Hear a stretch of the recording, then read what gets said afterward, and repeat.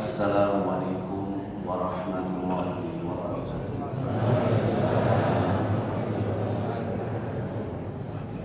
Innal hamdalillah nahmaduhu wa nasta'inuhu wa nastaghfiruh wa na'udzu billahi min shururi anfusina wa sayyiati a'malina. Man yahdihillahu fala mudilla lahu wa man yudlil fala hadiya lahu. Asyhadu an la ilaha illallah wahdahu la syarika lah wa asyhadu anna Muhammadan abduhu wa rasuluh la nabiyya ba'da. Qala Allah ta'ala fi kitabil karim, ya ayyuhalladzina amanu ittaqullaha haqqa tuqatih wa la tamutunna illa wa antum muslimun. Wa qala Allah ta'ala, ya ayyuhan nas ittaqu rabbakum alladzi khalaqakum min nafsin wahidah wa khalaqa minha zawjaha wa batha minhuma rijalan katsiran wa nisaa'a wa taqullaha alladzi tas'aluna bihi wal arham innallaha kana 'alaykum raqiba.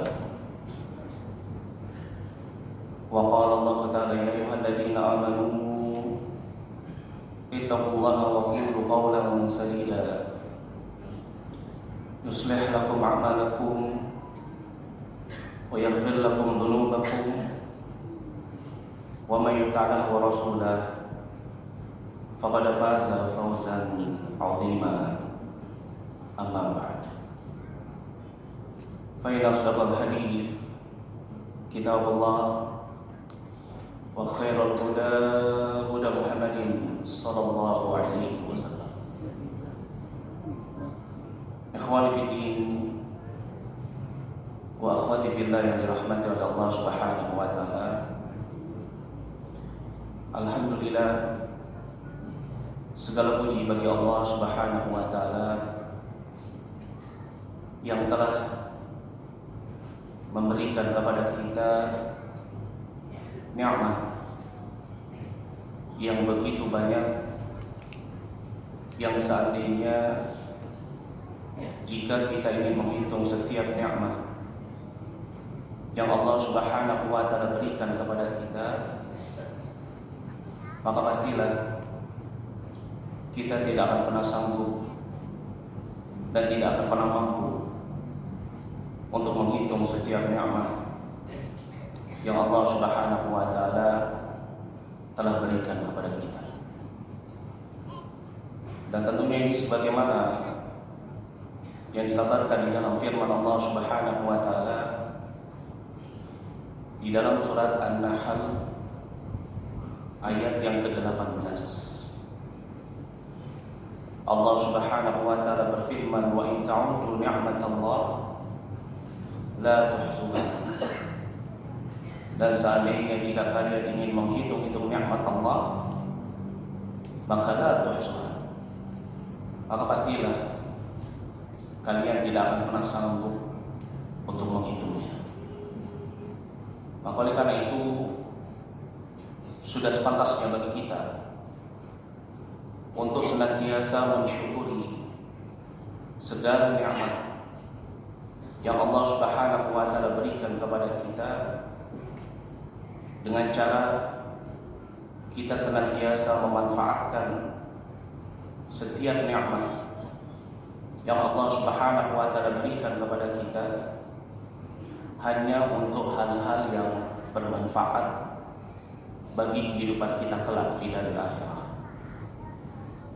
Kita manfaatkan setiap nikmat yang Allah Subhanahu wa taala berikan kepada kita hanya untuk hal-hal yang bisa menjadikan kita dekat dengan Allah Subhanahu wa taala. Karena setiap nikmat yang Allah berikan kepada kita, jika kita tidak mampu menjadikannya sebagai sarana untuk mendekatkan diri kepada Allah, maka nikmat itu pasti akan menjadi musibah bagi kita. Dan ini sebagaimana yang dinasihatkan oleh salah seorang ulama yang bernama Abu Hazim. Beliau katakan, kullu ni'mah la tuqarribu ila Allah azza wa jalla fahiya baliyah. Setiap nikmat yang tidak mampu dijadikan oleh seseorang untuk mendekatkan diri kepada Allah azza wa jalla, fahiya baliyah, maka dia pasti akan menjadi musibah. Kenapa? Karena tidaklah setiap nikmat yang Allah Subhanahu wa taala berikan kepada kita, maka pastilah nikmat-nikmat tersebut akan dimintai pertanggungjawaban. Dan hal ini sebagaimana yang dikabarkan di dalam firman Allah Subhanahu wa taala di dalam surat At-Takatsur. Allah Subhanahu wa taala berfirman, "Tsumma la tus'alunna yawma idzin 'anil na'im." Kemudian sungguh-sungguh pasti kalian akan ditanya tentang semua nikmat yang Allah Subhanahu wa taala berikan kepada kalian. Maka dari itu ini merupakan suatu hal yang sangat penting untuk kita senantiasa mengingat. Setiap nikmat yang Allah berikan kepada kita, maka hendaknya kita senantiasa menjaganya dengan sebaik-baiknya. Kita manfaatkan hanya untuk hal-hal yang bermanfaat, terutama pada dua nikmat yang kebanyakan kita sering melalaikannya, yaitu nikmat sehat dan juga nikmat waktu. Maka dari itu Nabi SAW beliau juga senantiasa menasihatkan dan mengingatkan kepada para sahabatnya tentang hal ini. Disebutkan di dalam suatu hadis dari sahabat Ibnu Abbas radhiyallahu anhu yang diriwayatkan oleh Imam Bukhari, kata Nabi SAW kepada para sahabatnya, ni'matan maghbunun fihi ma katsirun minan nas, as-sihhatu wal faragh. Ada dua nikmat yang kebanyakan manusia lalai di dalam memanfaatkannya, yaitu dia adalah nikmat sehat wal faragh dan nikmat waktu luang. Padahal kedua nikmat ini juga merupakan nikmat-nikmat yang nanti akan ditanya di hari hisab. Sebagaimana Nabi SAW mengabarkan di dalam suatu hadis dari sahabat Abu Barzah Al-Aslami yang diriwayatkan oleh Imam At-Tirmidzi. Kata Nabi SAW, la tazulu qadama 'abdin yawmal qiyamah hatta yus'ala an umri fima afna. Nanti telapak kaki Ibnu Adam tidak akan melangkah di hari kiamat sampai dia ditanya tentang umurnya, untuk apa dia habiskan. Maka dari itu ini perkara yang sangat penting bagi kita. Jika kita ingin menggunakan nikmat Allah Subhanahu wa taala untuk hal yang sia-sia, maka hendaknya kita mengingat hadis Nabi ini, bahwasannya nikmat sehat, nikmat umur, kesempatan hidup dan segala nikmat yang Allah Subhanahu wa taala berikan kepada kita pasti nanti akan dimintai pertanggungjawaban. Dan alhamdulillah pada kesempatan pagi hari yang berbahagia ini, di tempat yang mubarakah ini, dalam rangka memanfaatkan nikmat sehat dan nikmat waktu yang Allah berikan kepada kita, Allah Subhanahu wa taala mudahkan langkah kita untuk menuju salah satu dari taman-taman surga yang ada di dunia. Apa itu? Hilaqutnya, majelis ilmu. Sebagaimana hal ini dikabarkan oleh Nabi kita Muhammad SAW di dalam satu hadis dari sahabat Anas bin Malik radhiyallahu anhu yang diriwayatkan oleh Imam At-Tirmidzi. Nabi SAW beliau mengabarkan kepada para sahabatnya, idza marartum bi riyadil jannah farta'u kalau kalian melewati taman-taman syurga, fartau, yakni buat diri kalian lapang, duduk sejenak, nikmati.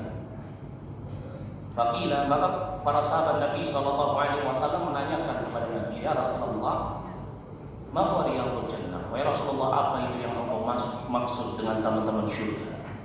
Apa kata Nabi SAW? Hilaqul dzikir, halaqah dzikir, halaqah yang kita diingatkan tentang firman Allah, diingatkan tentang hadis Nabi, diingatkan tentang kematian, diingatkan tentang hari kiamat, diingatkan tentang iman, diingatkan tentang tauhid, diingatkan tentang sesuatu yang berkaitan dengan dinul Islam.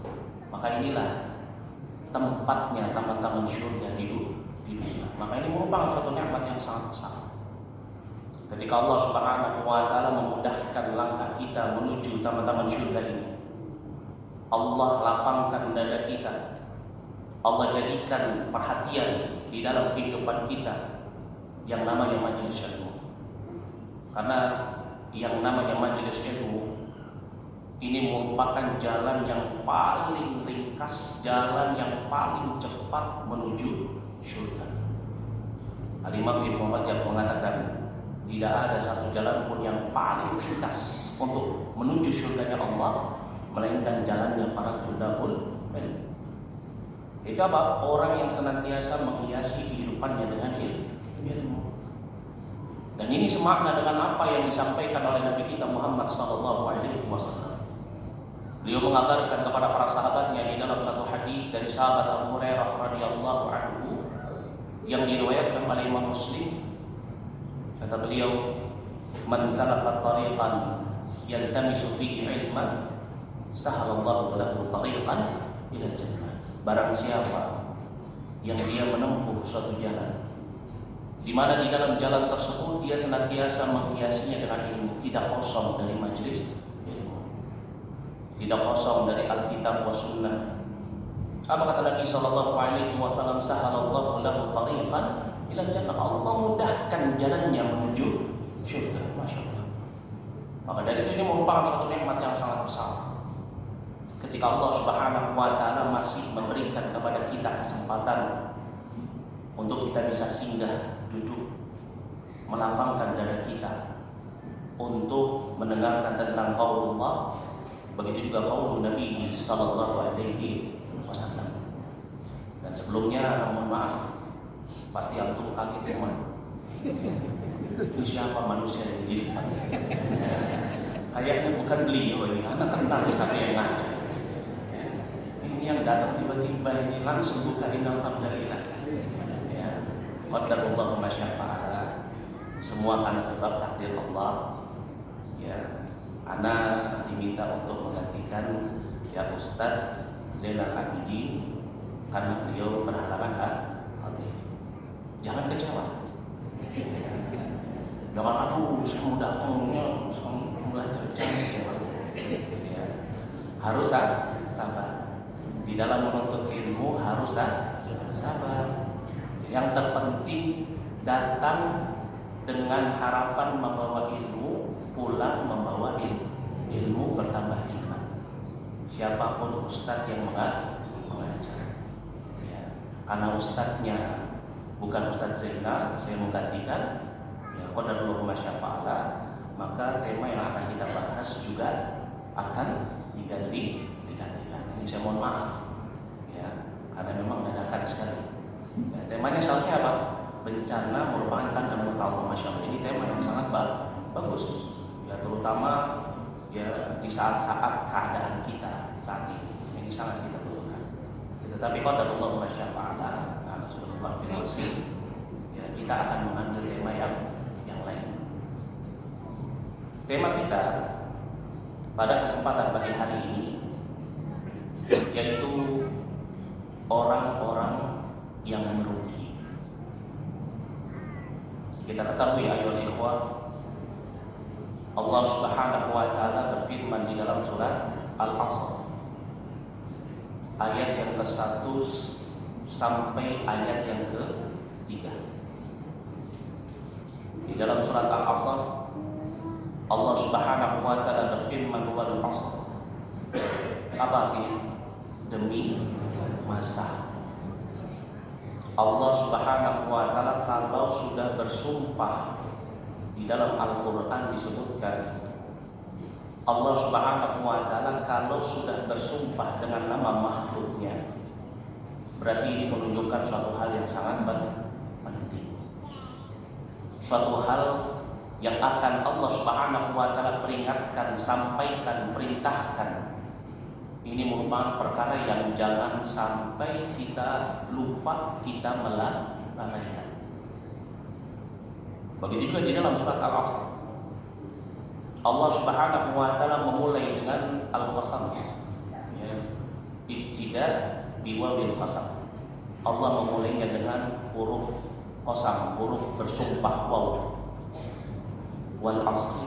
Maknanya apa? Demi masa. Innal insana lafi khusr. Sesungguhnya manusia itu, ini maknanya disebutkan oleh para ulama al-mufassirun, al-insan maknanya seluruh manusia. Ini menunjukkan apa? Mayoritas. Kebanyakan manusia itu senantiasa berada di dalam kerugian. Illal ladzina amanu wa 'amilus shalihat wa tawassaw bil haqqi wa tawassaw bis sabr. Kecuali orang-orang yang beriman, beramal saleh, orang-orang yang senantiasa menegakkan amar ma'ruf nahi munkar. Ini apa? Orang-orang yang wa tawassaw bil haqqi wa tawassaw bis sabr, saling menasihatkan terhadap perkara kesabaran dan saling menasihatkan terhadap perkara al-haq. Maka dari surat ini, dari ayat ini kita mengetahui bahwasannya apa? Ada golongan orang-orang yang akan merugi nanti fi daril akhirah. Siapa mereka? Yang pertama, yang termasuk dari golongan orang-orang yang merugi, yaitu adalah orang-orang yang lupa terhadap tujuan hidupnya. Orang-orang yang suka melalaikan kewajiban yang Allah wajibkan untuk dirinya. Orang-orang yang suka menunda-nunda amal. Ini orang-orang yang merugi nanti di hari kiamat. Orang-orang yang Allah Subhanahu wa taala wajibkan untuk sholat 5 waktu, kemudian dia tunda-tunda sholatnya sampai dia meninggalkan sholat tersebut. Allah wajibkan dia untuk berpuasa di bulan Ramadan, tapi dia nggak mau berpuasa di bulan Ramadan. Orang-orang yang lebih cinta terhadap kehidupan dunia daripada menyiapkan bekalnya untuk kehidupan akhirat. Inilah orang-orang yang merugi. Yaitu apa? Orang-orang yang lupa tujuan hidupnya. Padahal tidaklah Allah Subhanahu wa taala menjadikan dunia ini melainkan sebagai penjaranya orang-orang yang beriman, bukan syurganya orang-orang yang beriman. Disebutkan di dalam hadis dari sahabat Abu Hurairah radhiyallahu anhu yang diriwayatkan oleh Imam Muslim. Kata Nabi sallallahu alaihi wasallam, "Innad dunya sijnul mu'min wa jannatul kafir." Dunia ini merupakan penjaranya orang-orang yang beriman dan syurganya orang-orang kafir. Tetapi ada sebagian dari manusia yang mereka menjadikan dunia ini sebagai apa? Syurga. Sehingga lebih memprioritaskan dunianya dibandingkan akhirat. Kalau ada perkara dunia disandingkan dengan perkara akhirat, maka yang dipilih adalah apa? Dan ini kebanyakan dari mayoritas manusia. Jika diberikan keuntungan dunia dengan dijanjikan keuntungan yang akan didapat di akhirat, biasanya yang diambil itu adalah apa? Keuntungan dunia. Punya uang 100 juta ditawari investasi. Dalam satu hari bertambah uangnya 10 juta, pasti rebutan. Ya, tapi kalau 100 juta investasi nanti di akhirat dapat rumah di surga, misalnya. Ya, nanti dulu deh. Itu kebanyakan kita. Lupa sama tujuan hidupnya. Makanya perkara yang paling ditakutkan oleh Nabi SAW menimpa kepada para sahabatnya seperti ini.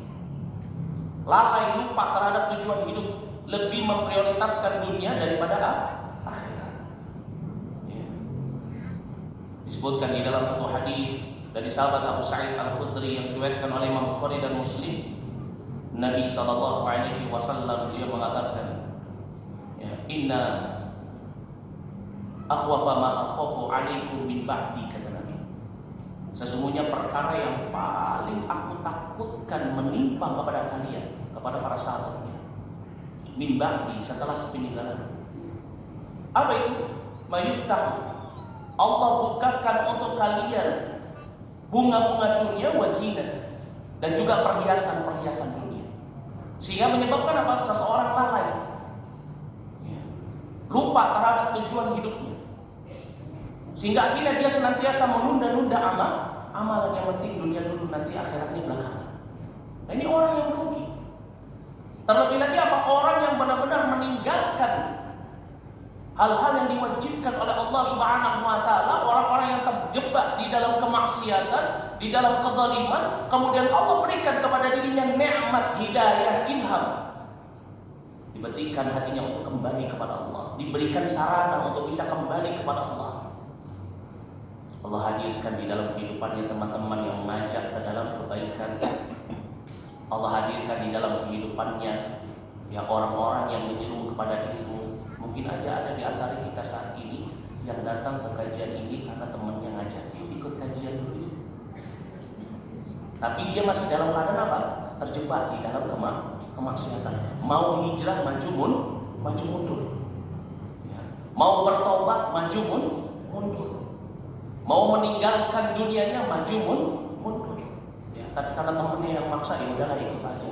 Kalau ada keadaannya seseorang seperti ini, maka ingat, orang yang merugi nanti di daril akhirah adalah orang yang suka menunda-nunda amalan, orang yang suka menunda-nunda taubatnya, lupa dengan tujuan hidupnya, bahwasannya surganya itu ada di daril akhirah.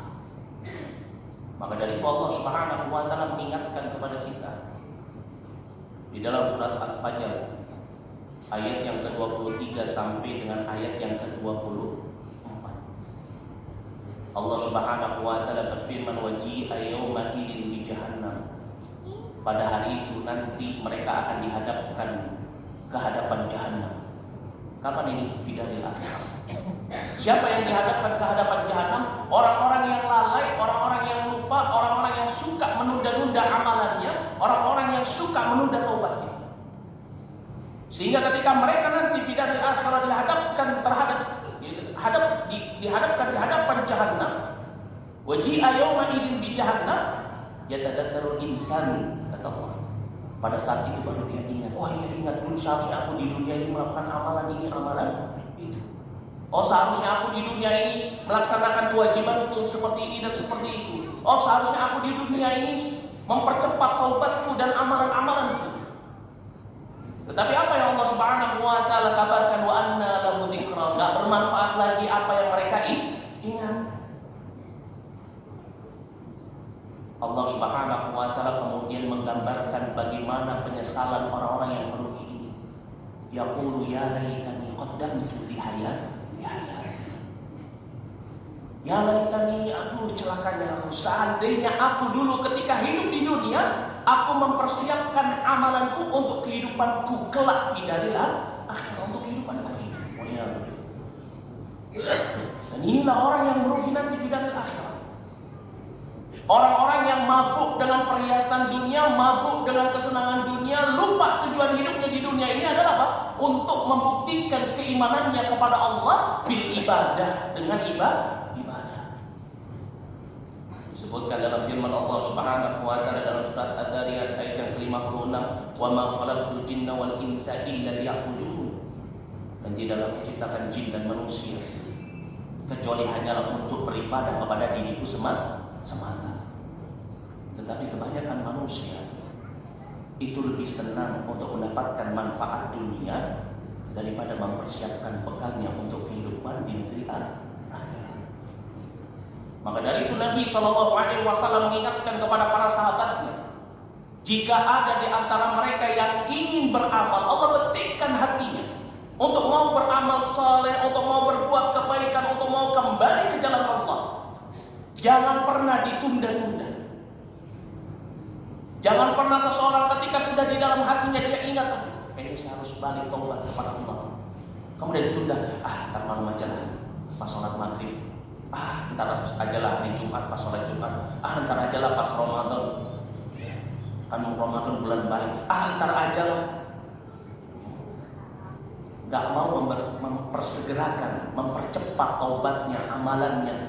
Allah betikkan hatinya, dia dapat rezeki dari Allah, mungkin dapat bonus dari bosnya atau perniagaannya lancar, ya, dia mendapatkan keuntungan yang besar. Dibetikkan hatinya oleh Allah untuk sedekah, untuk pergi haji, untuk umrah. Tetapi kemudian nanti aja lah kalau saya dapat keuntungan yang kedua, nanti aja lah tahun depan kalau saya dapat bonus lagi. Dia tunda-tunda amalan. Maka dari itu Nabi SAW mengingatkan kepada para sahabatnya. Di dalam satu hadis yang diriwayatkan oleh Imam Muslim dari sahabat Abu Hurairah radhiyallahu anhu, Nabi SAW mengatakan kepada para sahabatnya, memerintahkan kepada mereka, badiru bil a'mal, bersegeralah kalian di dalam beramal. Badiru bil a'mal fitanan, sebelum adanya fitnah, ujian, musibah, kaki fa'il lain mudlim, yang datang seperti potongan-potongan malam yang gelap gulita. Kata Nabi SAW, yusbihur rajul mu'minan wa yumsi kafiran. Seorang bisa jadi di pagi hari dia menjadi orang yang beriman, tapi di sore hari sudah menjadi orang yang kafir. Begitu juga sebaliknya kata Nabi. Yumsi mu'minan wa yusbihu kafiran. Bisa jadi seseorang di sore hari menjadi orang yang beriman, tapi di pagi harinya sudah menjadi orang yang kafir. Maka dari itu ini perkara yang sangat penting bagi kita, ayyuhal ikhwah wa akhwati fillah yang dirahmati Allah. Jika Allah telah membetikkan hati kita, memberikan kepada kita ilham, hidayah untuk mau melakukan suatu amalan saleh, untuk mau kembali kepadanya, untuk mau meninggalkan suatu kemaksiatan yang biasa kita kerjakan, jangan pernah ditunda-tunda. Karena kita nggak tahu apa amalan kita esok hari. Kita nggak tahu ketika Allah berikan hidayah di pagi hari, apakah di sore hari hidayah itu masih ada, atau justru malah kita menjadi kufur kepada Allah.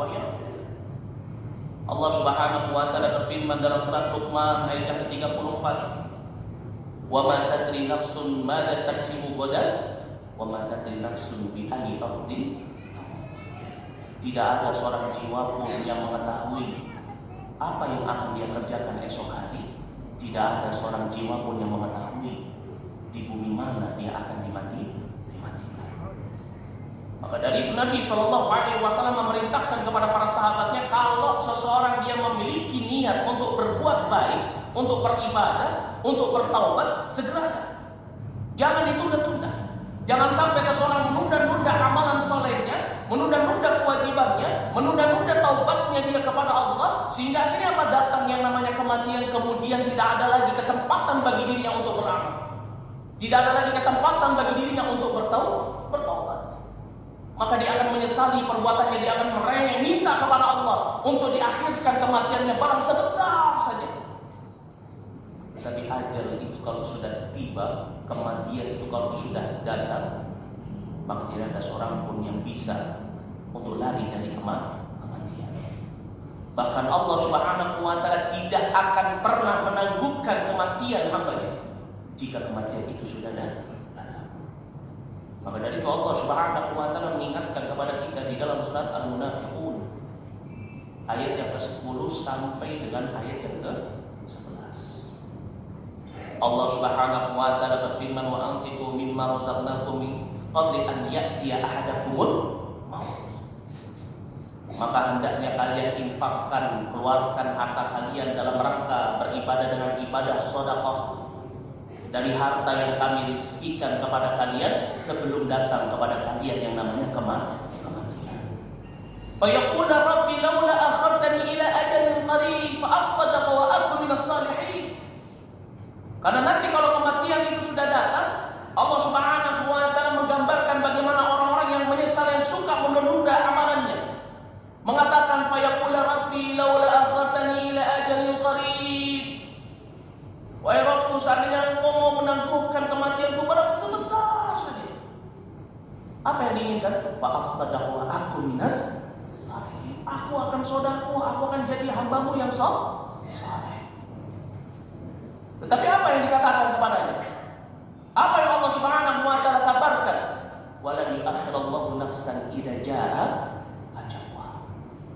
Allah tidak akan mengakhirkan ajal seseorang jika ajal itu sudah datang.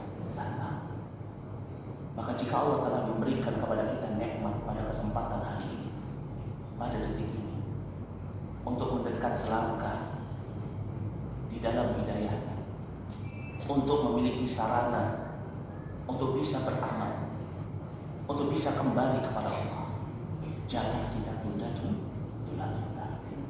Jangan sampai nanti ketika malaikat maut sudah ada di samping kepala kita, baru pada saat itu kita sadar, baru pada saat itu kita minta kepada Allah untuk kita bisa beramal. Tetapi apa? Tetapi sudah tidak ada kesempatan lagi bagi kita kalau kematian itu sudah datang. Ingat firman Allah Subhanahu wa taala di dalam surat Al-Mu'minun ayat yang ke-99 sampai dengan ayat yang ke-100. Allah Subhanahu wa taala berfirman, hatta idza jaa ahadahumul maut qala rabbi irji'uni la'alli a'malu shalihan fima taraktu. Tatkala datang kepada salah seorang di antara mereka, siapa mereka? Orang-orang yang lalai di dalam kehidupannya, orang-orang yang suka menunda-nunda amalan, orang-orang yang suka menunda taubatnya, orang-orang yang suka menunda hijrahnya. Sampai ketika datang kematian kepada dirinya, dia akan mengatakan kepada Allah Subhanahu wa taala, wahai Rabbku, tolong berikan kepadaku waktu sebentar saja untuk aku bisa beramal dengan amalan-amalan yang dahulu ketika aku hidup di dunia, aku lalaikan, aku tinggalkan. Tetapi apa dikatakan kepadanya? Kalla innaha kalimatun wa qailuha wa min waraihim barzakhun ila yaumi yub'atsun. Sekali-kali tidak. Itu cuma rengekan-rengekan yang dia remehkan saja. Di hadapannya terdapat barzakh, tembok yang memisahkan antara dirinya dengan dunia, sampai nanti ketika dia dibangkitkan oleh Allah. Maka dari itu ini perkara yang sangat penting bagi kita. Jangan sampai kita menjadi orang-orang yang merugi nanti di dari akhirat. Allah berikan kepada kita nikmat, Allah berikan kepada kita al-quwwah, kemampuan untuk beramal saleh, untuk beribadah, untuk kembali kepada Allah, untuk mempersiapkan bekal kita untuk kehidupan fidalil akhirat, tetapi kemudian kita tunda, kita lalai. Ini golongan yang pertama. Lalu golongan yang kedua dari orang-orang yang merugi nanti fidalil akhirat, siapa mereka?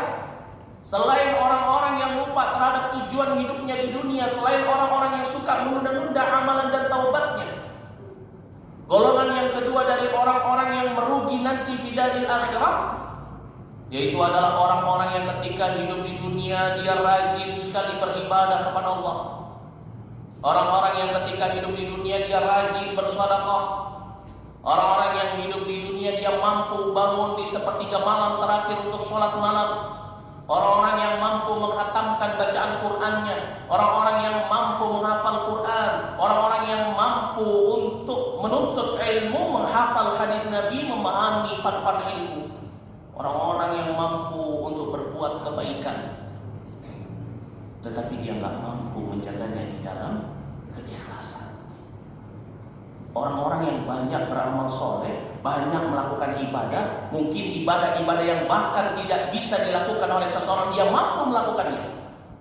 Allah berikan kemudahan untuk dirinya beribadah, tetapi dia nggak bisa menjaganya di dalam keikhlasan. Orang-orang yang beramal soleh, yang beribadah, tetapi yang dia inginkan, dia niatkan adalah apa? Dunia. Dia beribadah, dia menuntut ilmu, dia bersedekah, dia sholat, dia puasa, dia beramal dengan amalan sunnah, tetapi tujuannya apa? Untuk mendapatkan validasi dari manusia. Maka inilah orang-orang yang merugi. Kenapa? Karena orang-orang seperti ini dia banyak beramal, dia capek beramal di dunia, dia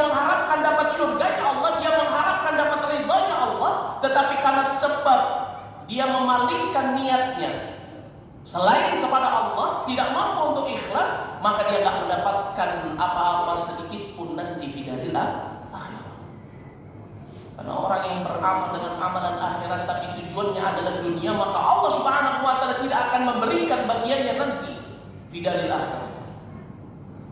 Disebutkan di dalam satu hadis yang diriwayatkan oleh Imam Ahmad, kata Nabi sallallahu alaihi wasallam, Nabi sallallahu alaihi wasallam mengatakan kepada para sahabatnya, barang siapa di antara mereka,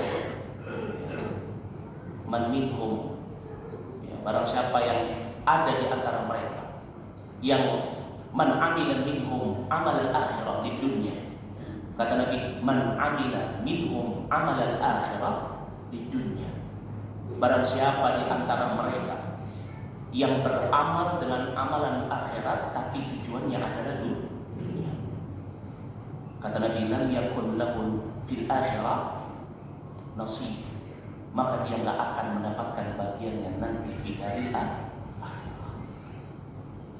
Orang-orang yang dia beribadah kepada Allah tapi tujuannya untuk dikatakan sebagai ahlul ibadah. Orang-orang yang menuntut ilmu tetapi tujuannya supaya dikatakan sebagai orang yang ahli. Orang-orang yang menghafal Quran tapi tujuannya adalah supaya dikatakan sebagai seorang hafid, seorang hafilah. Orang-orang yang suka menolong saudaranya, bersedekah supaya dikatakan orang lain sebagai apa? Orang yang jawab, oh ini dia orang yang dermawan, suka nyumbang. Oh ya. Dan ini terkadang tanpa kita sadari ada di dalam diri kita. Kita ingin menolong orang lain supaya dianggap orang lain kita orang baik. Kita menuntut ilmu supaya dianggap oleh teman-teman kita, oh dia yang paling berilmu di antara kita. Kita beribadah kepada Allah supaya dianggap oleh orang lain sebagai ahlul ibadah. Sehingga banyak dari kita yang kalau sudah Allah berikan kemudahan ibadah, mampu dia umroh, dihabiskan waktunya cuma untuk apa? Untuk apa habisnya? Banyak kan kalau zaman sekarang selfie. Doa pikirnya kalah sama foto hasil jepretannya. Lagi di depan Ka'bah nih, alhamdulillah ya dikasih rezeki bisa umroh, bisa haji. Ya, lagi nyantunin anak yatim nih, fotonya lebih banyak dari apa yang dikasih. Ini kebanyakan kita. Ya terutama ketika bulan Ramadan kemarin. Ketika di 10 hari terakhir semangat ikut iktikaf ya bersama orang-orang yang beriman di masjid, membaca Quran, tetapi ketika sudah berada di hari Id, kumpul keluarga, kumpul teman, mulai mencari validasi. Ya kemarin saya di masjid itu enak iktikafnya loh, saya habiskan malam itu nggak tidur. Oh ya. Dia perdengarkan kepada manusia apa yang dia kerjakan. Ya. Orang-orang yang seperti ini maka dia nggak akan mendapatkan kecuali kejelekan. Ya. Maka dari itu yang terpenting di dalam satu ibadah itu bukan mampunya kita melakukan ibadah yang besar itu, bukan banyaknya ibadah yang kita kerjakan, tetapi apa? Di dalam satu ibadah yang terpenting itu kita mampu menjaganya di dalam keikhlasan. Maka dari itu perkara yang paling ditakutkan oleh Nabi Shallallahu Alaihi Wasallam terjadi kepada para sahabatnya. Ketika apa? Ketika sahabatnya itu tidak mampu untuk menjaga amalannya di dalam keikhlasan. Disebutkan di dalam hadis dari sahabat Mahmud bin Labid yang diriwayatkan oleh Imam Tirmidzi. Kata Nabi sallallahu alaihi wasallam, "Inna akhwafa ma akhafu 'alaikum syirkul asghar." Perkara yang paling aku takutkan terjadi kepada kalian yaitu adalah apa? Syirik kecil. Faqila, Nabi ditanya, "Ya Rasulullah, ma huwa syirkul asghar?" Nabi ditanya, "Ya Rasulullah, apa itu syirik kecil?" Apa kata Nabi? Ar-riya. Seseorang ketika dia beribadah pengen tampak oleh manusia. Orang yang kalau beribadah ingin didengar oleh manusia. Kalau nggak ada manusia yang melihatnya, kalau nggak ada manusia yang mendengarnya, maka dia perdengarkan kepada manusia, dia tampakkan kepada manusia. Ya, orang-orang yang seperti ini, dia tidak mendapatkan di dunia kecuali hanya kehinaan dari Allah Subhanahu wa Ta'ala. Orang-orang yang beramal dengan amalan akhirat tapi tujuannya adalah dunia, dia perdengarkan kepada manusia, dia tampakkan kepada manusia, maka dia akan mendapatkan bagiannya di dunia kecuali apa? Kehinaan. Dan ini sebagaimana yang dikabarkan oleh Nabi sallallahu alaihi wasallam. Disebutkan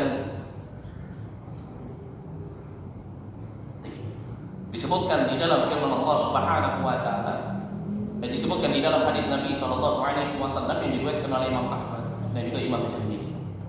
Kata Nabi sallallahu alaihi wasallam, "Man sama'an nas bi amali."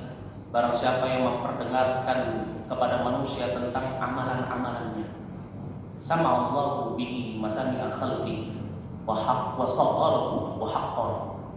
Maka Allah akan memperdengarkan aibnya di telinga-telinga hambanya.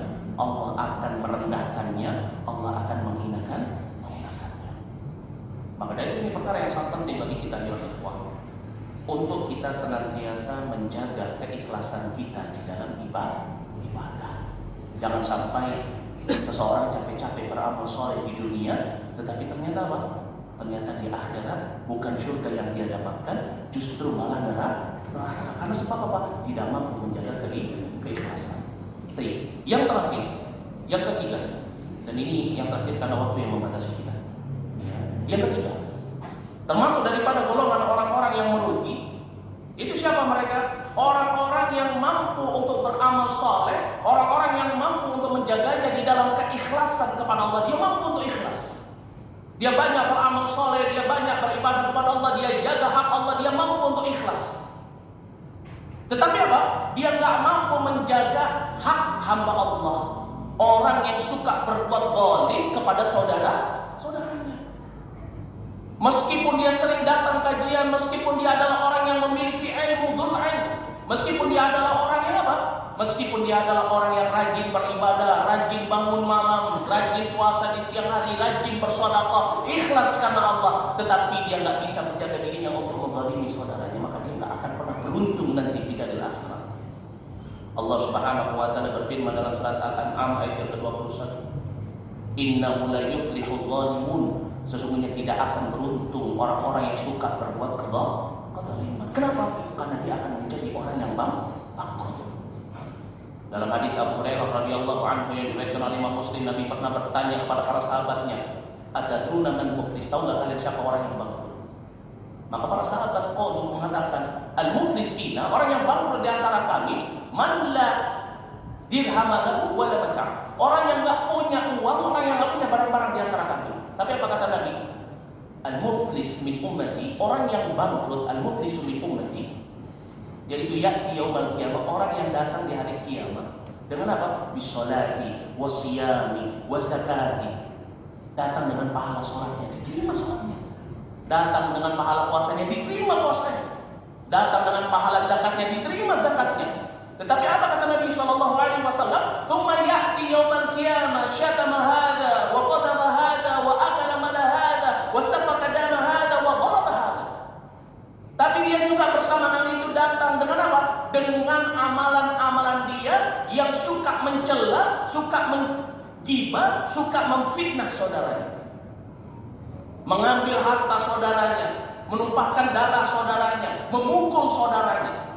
Berarti siapa ini? Orang-orang yang mampu menjaga hak Allah tapi nggak mampu menjaga hak Allah.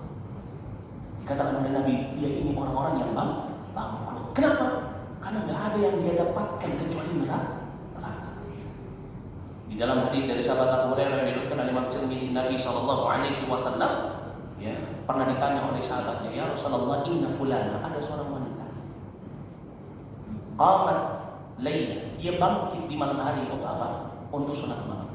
Wa shamat nahara, wa shamatin nahar, dia berpuasa di siang hari.